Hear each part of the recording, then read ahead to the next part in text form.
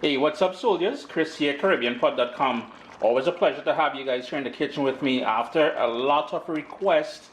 I'm finally doing it. Chicken Tikka Masala. If you're following me on Instagram, if you're not, you need to jump on that right away at Caribbean Pot. But if you're following me on Instagram, you would have seen me live making this. Let's jump in this, man. In my spice grinder here, for whatever focus, I've got some cardamom pods, some cumin, and some coriander seeds, and I'm going to blitz that into a powder. Now, if you don't have it whole like this and you have the powder, you probably need about, you know what, all measurements will be down in the description of the video, as well as on caribbeanpot.com sooner or later. In today's recipe, I'm using boneless, skinless chicken thighs. I tried to cut out as much of the fat that I could find on there. A little bit of fat, I mean to say, they may worry about that too much. Gonna season, and I want you to marinate this for a couple hours in the fridge. Now, in my video here, I will not be doing that because of time constraints and stuff like that. I want to get that done. 2 hours or overnight would be great. Here we go. First things first, we're gonna go in with some salt, black pepper, and let's be clear, this is my version of Chicken Tikka Masala. We were down in Buffalo, New York recently, and we stopped off for lunch at an Indian restaurant there, and I kid you not, this thing was just banging. That is some plain yogurt. I just went in there with those spices that we ground. It's all going in there as well. And here I have chili powder, turmeric, garam masala, ginger and garlic, and all of that is going in there.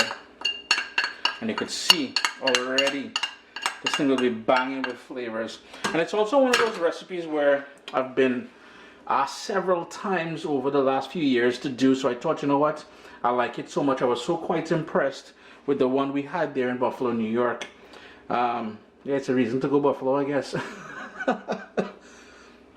And basically all you would do is give that a good mix. You want all the pieces of chicken to be coated with all those spices.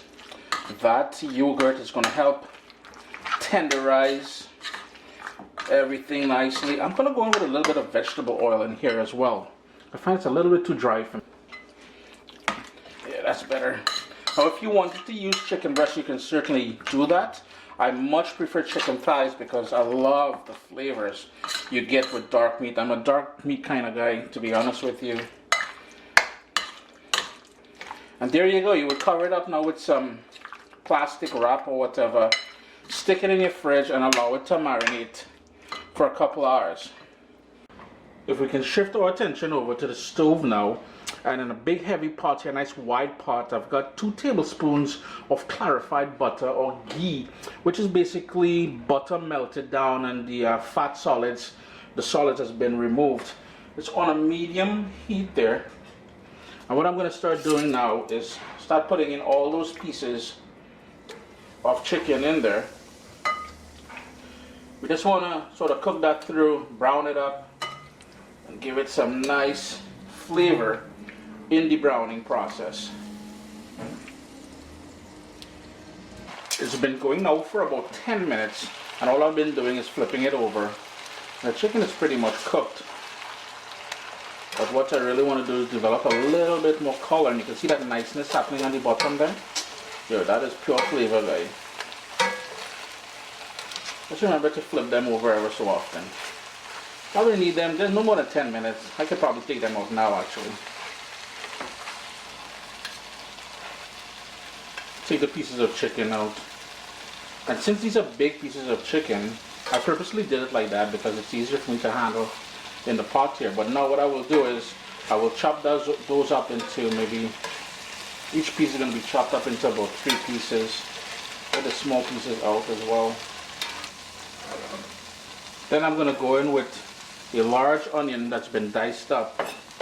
Turn my heat down to low because I want to sort of gently cook that just to bring out the flavors of it. If you wanted to add some more garlic and ginger here, you can certainly do that as well. I really want the spices to really shine, so I'm not going to go in with any more garlic or ginger at this point. Well, at all. At this point, I'm going to go in with some tomato paste. And I want a couple tablespoons of that tomato paste in there. Some of it plain hard and I don't want to go in, but by force, we'll get in.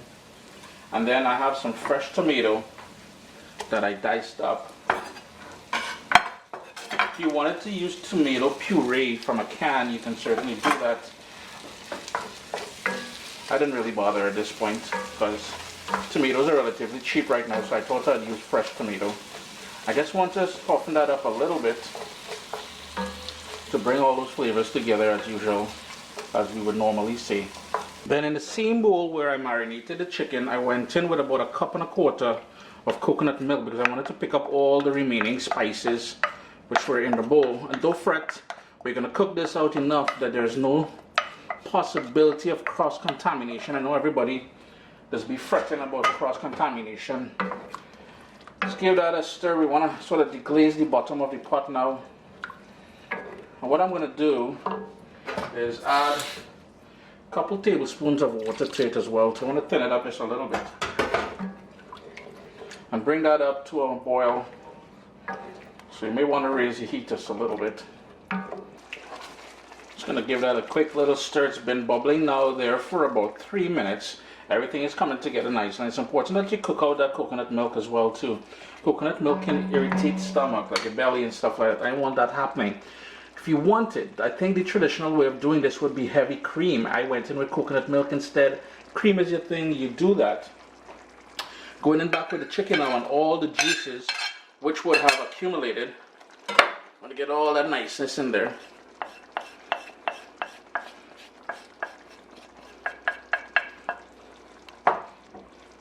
Now because I know that tomato that I went in there would have a bit of a tartness to it, what I like doing is usually going in with a tad of brown sugar. I don't have any brown sugar today, so I'm going in with about a tablespoon of honey.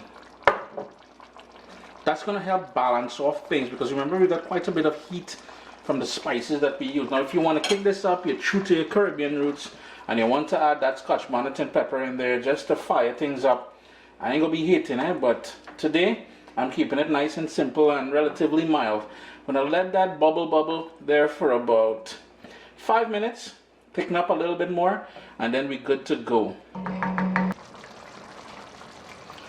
So there you go, friends, Chicken Tikka Masala inspired by that lunch I had down in Buffalo there. Sarah Rose, you gotta try this one, baby.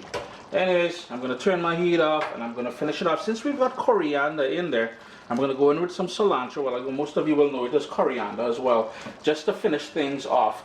Taste it for salt, adjust it according to your own taste. And nice gravy here. I'm really going to have to turn this off now because you see that's going to thicken up considerably after I'm undone here. But always a pleasure to have you guys here on YouTube with me, on Facebook, on Instagram, all over the place. Vibes it up, man. My little baby is here. We've got cookbooks, guys. WestIndianFoodCompany.com. Get your copy today.